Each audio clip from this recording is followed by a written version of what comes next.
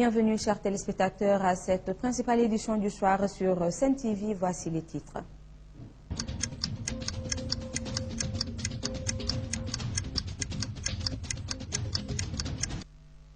Les titres de cette édition: Aïda Diong, l'ex-sénatrice libérale, a été entendue ce mercredi à la DIC sur l'origine de ses biens et principalement sur le marché de 5 milliards de francs CFA qu'elle avait gagné pour l'équipement des maisons de l'outil. Elle soutient avoir légalement gagné ce marché. Dans l'éducation, la grève générale demain des enseignants membres du CUSEMS. Ils dénoncent les retards des salaires. Bassoul, dans la région de Fatick, va bientôt bénéficier d'un forage. Les populations faisaient des kilomètres à la recherche de l'eau potable. Le ministre de l'Hydraulique et de l'Assainissement visite dans cette localité a annoncé la bonne nouvelle aux populations. Également dans cette édition, le reportage du jour qui nous amène aux Parcelles Assainies. 150 maisons en ruine y ont été enregistrées. Un danger permanent pour les populations. Dans l'actualité internationale, nous ferons le point sur le Mali. Et en fin d'édition, la revue de presse lui est commentée par Birahim Touré. Ce sont là les titres, le développement dans un instant. Bonsoir à tous. La valse des dignitaires de l'ancien régime à la DIC se poursuit. Après Ousmane Ngom hier à la brigade des affaires générales, aujourd'hui c'était au tour de sa camarade libérale Aïda Diong d'être entendue à la DIC dans le cadre de l'enquête sur les biens mal acquis. À la sortie de son audition qui a duré des heures, elle a confié à notre reporter avoir gagné légalement le marché de l'équipement des maisons de l'outil pour une valeur de 5 milliards de francs CFA et que l'État n'avait pas encore versé la somme intégrale. Nous l'écoutons. C'est une audition qui s'est passée dans les règles de l'art. Ça a tiré en longueur parce qu'il y avait beaucoup de questions. Il y avait des questions qui avaient trait sur mon patrimoine. Et moi, je leur ai dit que je suis un privé. Je n'ai jamais géré de deniers publics. Mais pour éclairer la lanterne des Sénégalais, je vais leur donner, je vais répondre à toutes les questions qu'ils m'auront posées. Donc, ils m'ont posé des questions sur mon patrimoine et j'ai répondu. Ils ne m'ont pas, et je précise d'emblée, comme le disait un journaliste, que c'était sur des marchés. Ils ne m'ont posé des questions sur aucun marché. Ils ne m'ont posé des questions sur aucun marché. Ça, je tiens à le préciser. Moi, j'ai été convoqué dans le cadre de l'enrichissement illicite. Donc, ils savaient très bien que moi, je ne suis pas concerné. Mais comme je suis au PDS, je suis avec le PDS, il fallait qu'ils me convoquent pour me faire taire. Moi, j'ai commencé à travailler depuis 1984. J'ai ouvert mes sociétés depuis 1984. J'ai fêté mon premier milliard en 1993. Je n'ai pas attendu l'avènement de l'alternance pour avoir des milliards. J'ai été milliardaire depuis 1993 et je l'ai prouvé. Donc ce qui se passe, ils font de l'intimidation. Je ne serai jamais intimidé. Moi, je suis Walo Walo. On me tue. Encore des perturbations vues dans le milieu scolaire. Le CUSEMS a décrété demain jeudi une grève générale, mais déjà ce mercredi, le cadre unitaire des syndicats de l'enseignement moyen secondaire a observé un débrayage, un plan d'action pour dénoncer les récurrents retards de paiement des salaires et les indemnités de déplacement du bac qui ne sont pas encore payées, suivant les explications du chargé des revendications du CUSEMS. Nous demandons aux militants et militantes du CUSEMS d'observer ce plan d'action. Parce que nous considérons que c'est inacceptable que les enseignants travaillent et qu'à la fin du mois, qu'ils ne soient pas payés. Tous les travailleurs de l'État sont payés à la fin du mois. Aujourd'hui, nous constatons qu'il y a trop de retard de salaire. Donc, les retards de salaire sont récurrents et c'est inacceptable. La deuxième motivation de ce plan d'action, c'est le retard de paiement des indemnités du bac et du BFM. Il y a un accord qui est signé entre le gouvernement et le CUSEMS. Au plus tard, le 30 novembre de chaque année, les indemnités du BFM et du BAC doivent être payées sur l'ensemble du territoire. Au moment où nous parlons, il y a que dans quelques régions où c'est payé. Et nous pensons que c'est une provocation supplémentaire. Et nous exigeons du gouvernement du Sénégal, le plus rapidement possible, le paiement des salaires des corps émergents et le paiement des indemnités du BAC et du BFM. Ça, c'est ça qui motive le plan d'action que nous déroulons aujourd'hui et demain. Maintenant, au sortir de ce plan d'action, nous allons l'évaluer. Si le gouvernement va dans le sens que nous voulons, nous pensons qu'on peut aller vers l'accalmie par rapport à ces questions que nous soulevons. Mais tout compte fait, nous considérons également que nos revendications qui nous ont valu une longue grève l'année passée de 5 mois, ces revendications restent en l'état. Si le gouvernement veut pacifier l'espace scolaire, il faut qu'il y ait des négociations sérieuses avec le CUSEMS pour que le gouvernement nous dise sur nos revendications ce qu'il peut faire et ce qu'il ne peut pas faire. Pour qu'il y ait un consensus fort autour de ces questions pour stabiliser le secteur du moyen secondaire. L'utilisation du téléphone portable en classe était jusqu'à un passé récent interdite. Cette mesure est en passe d'être levée car, figurez-vous, des enseignants et directeurs d'écoles de Pikine, Bambey, Diourbel vont être formés à l'utilisation du téléphone portable comme outil pédagogique. Ceux de Mbacké ont déjà suivi une formation durant 3 jours. Selon les initiateurs, les enfants pourront désormais faire leurs exercices en utilisant leur téléphone portable. Pour plus de détails, nous allons à Mbacké retrouver notre correspondant Abdoulaye Diagne. Dans le cadre du curriculum de l'éducation, l'entrée par les compétences constitue la nouvelle approche pédagogique qui intéresse les acteurs de l'éducation. Un séminaire de 72 heures a réuni instituteurs et directeurs d'école pour réfléchir sur l'usage du téléphone portable à l'école. 13 écoles ont été choisies, donc 13 directeurs d'école, et dans chaque école, il y a 2 enseignants qui sont choisis pour tout simplement dérouler le projet. Donc on est 26 enseignants plus 13 directeurs, ça fait 39. L'objectif général, c'est tout simplement d'améliorer la qualité de nos enseignements-apprentissages. Parce que tout simplement avec le portable, l'enfant pourra faire des exercices en classe. Parce qu'il faut rappeler aussi que ce projet vise aussi à renforcer les liens qui existent entre l'enseignant et les parents d'élèves.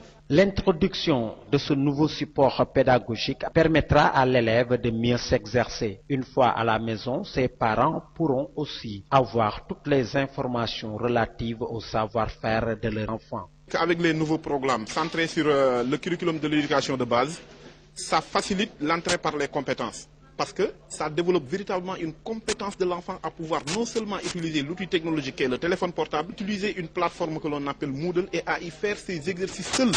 Donc ça facilite l'autonomisation de contrôler aussi bien par le maître, par le directeur, l'institution scolaire, par l'institution qui est l'inspecteur, mais aussi par les parents d'élèves. La plateforme Momat, qui est à sa phase test, est une véritable révolution. Cependant, l'usage du téléphone portable à l'école peut aussi avoir des inconvénients insoupçonnés. 70 000 enfants mobiles sont touchés par la mendicité à Dakar selon des chiffres de la Banque mondiale. C'est énorme et donc un conseil interministériel sur la mendicité des enfants va se tenir prochainement. Ce mercredi, la Direction des droits de la protection de l'enfance et des groupes vulnérables a organisé une rencontre pour élaborer un plan stratégique d'éradication de la mendicité infantile dans notre pays.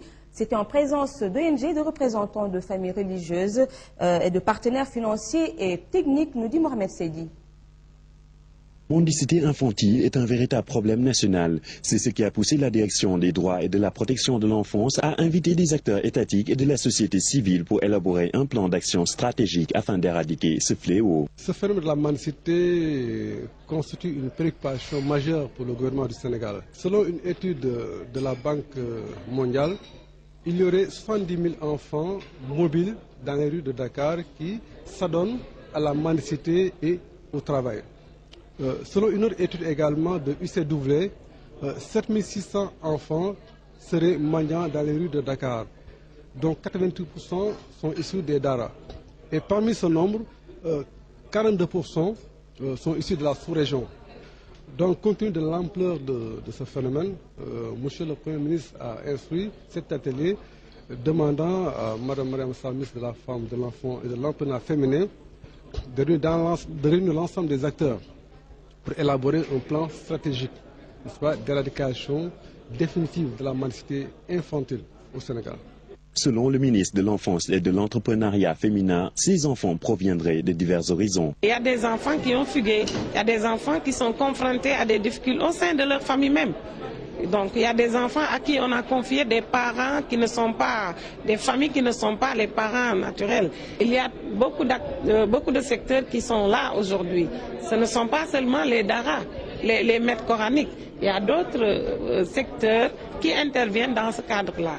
Cette rencontre initiée en vue d'un conseil interministériel qui se tiendra très prochainement permettra au Premier ministre, après consensus de ces différents acteurs, de prendre les décisions idoines dans le but d'éradiquer définitivement ce fléau de notre pays. Les populations de Kounoune dans le département de Bambilor ont été sensibilisées aux différentes formes de violence faites aux enfants. Une exposition itinérante a été organisée hier et des enfants, à l'aide de dessins, ont représenté différentes formes de violence. C'était une initiative du Mouvement africain des enfants et jeunes travailleurs en partenariat avec Enda Tiers-Monde et Save the Children. Esther Sagna, animatrice à Enda Tiers-Monde, revient sur l'importance de cette rencontre. Là, dans le cadre d'une exposition itinérante sur le thème de la protection, en collaboration avec un de nos partenaires qui est Save the Children, qui depuis quelques années appuie le mouvement africain des enfants et jeunes travailleurs dans le domaine de la sensibilisation sur les violences faites aux enfants.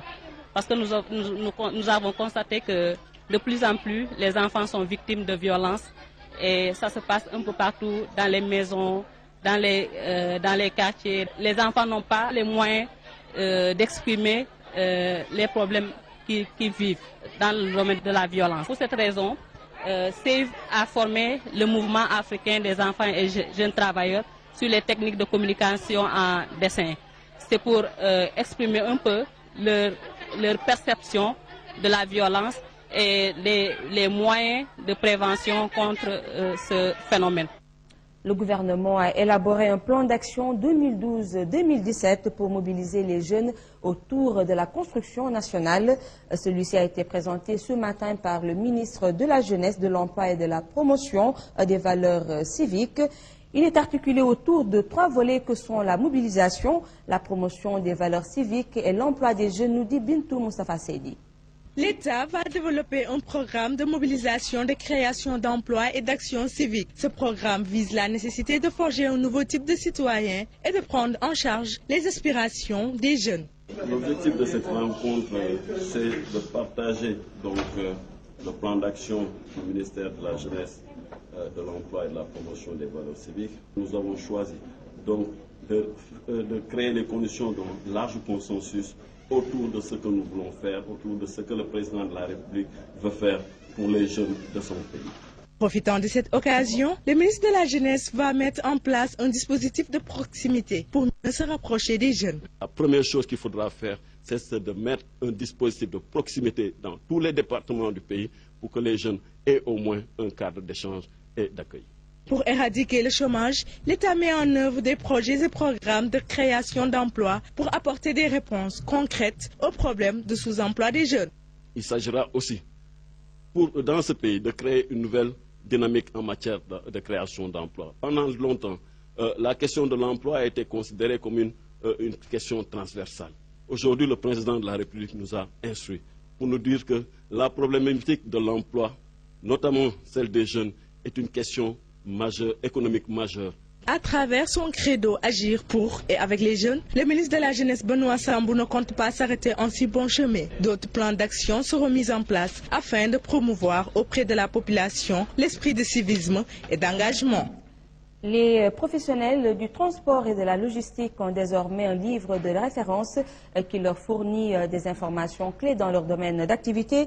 Il s'agit du guide du conducteur routier au Sénégal, lancé ce matin en présence des acteurs de ce secteur. Il a été conçu par le Comité national de facilitation sur la base d'informations fournies par les conducteurs, les compagnies de transport, les forces de l'ordre, le conseil des chargeurs et d'autres acteurs. Les transporteurs l'ont cependant validé sous réserve, nous dit Safia Toba.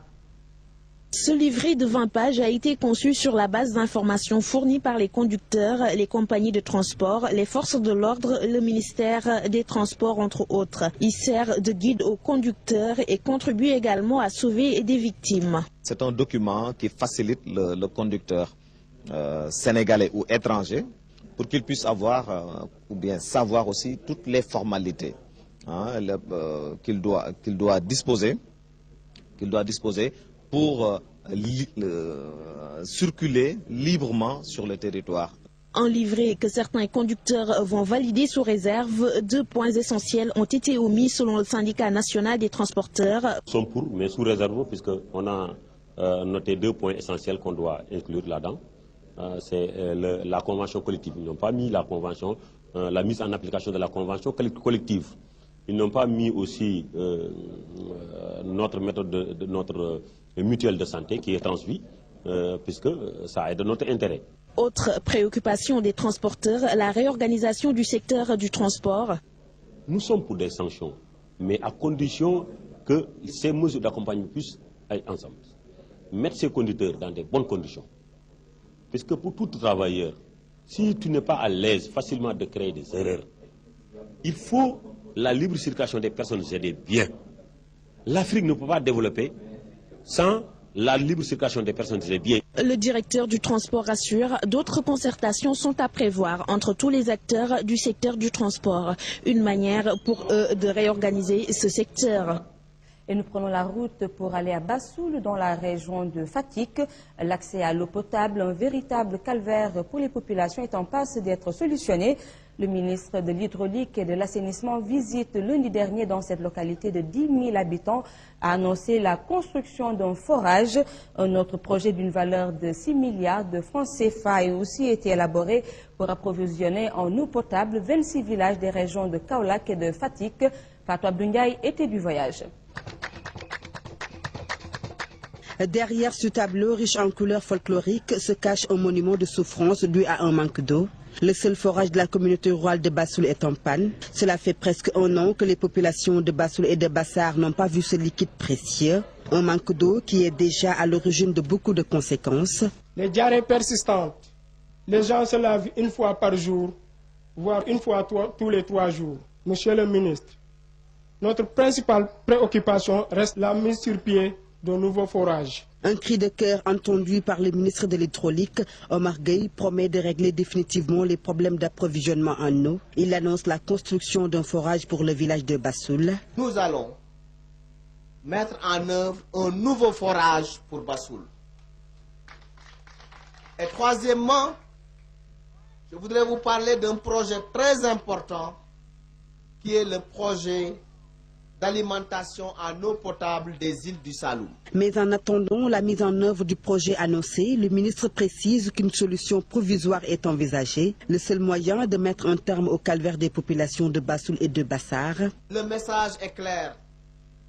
En un mot comme en 1000, le problème de Bassoul, numéro 1 c'est l'eau, numéro 2 c'est l'eau, numéro 3 c'est l'eau. Nous allons faire en sorte que de manière très rapide, qu'on puisse nous secourir en eau. Et je saisirai en conséquence le ministre des Forces armées pour que le génie militaire puisse nous aider à transporter de l'eau ici à Bassoul. Les 26 villages répartis entre les régions de Fatick et Kaolack seront approvisionnés en eau potable en 2015. C'est l'assurance du ministre de l'Hydraulique qui annonce un projet d'un coût de 6 milliards de francs CFA.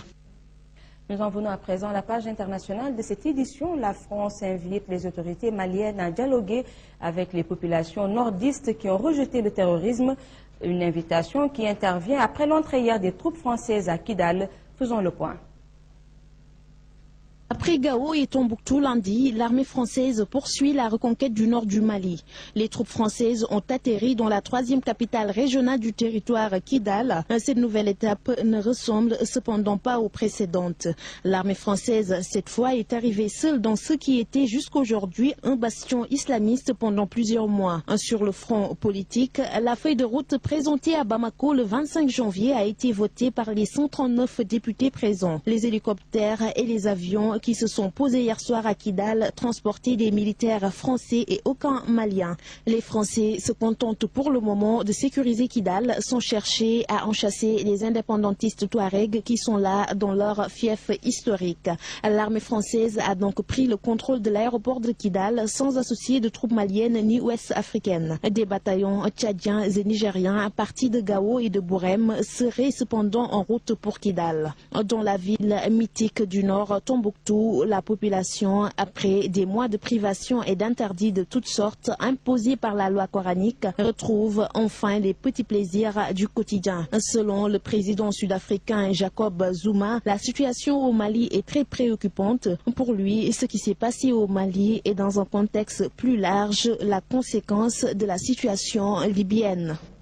Ça fait tout bas avant de retrouver la revue de presse, le reportage du jour qui nous amène à parler des bâtiments en ruine aux parcelles assainies. Les autorités municipales en ont dénombré 150. Ces bâtiments sont des maisons habitées, un véritable danger donc pour les populations. Alassane Baldé s'est intéressé à ce phénomène. Au Parcelles Assainies de Dakar, la menace est encore réelle chez bon nombre de populations qui habitent toujours des maisons qui menacent de ruines. Donc on a recensé plus de 145 bâtiments. Il y a eu déjà 6 morts. Il y avait au moins 17 blessés. Aujourd'hui, si vous ajoutez ces 3 blessés, ça fait 20 blessés. À l'unité 7, par exemple, dans cette maison encore habitée, on a frôlé le pire ces derniers temps.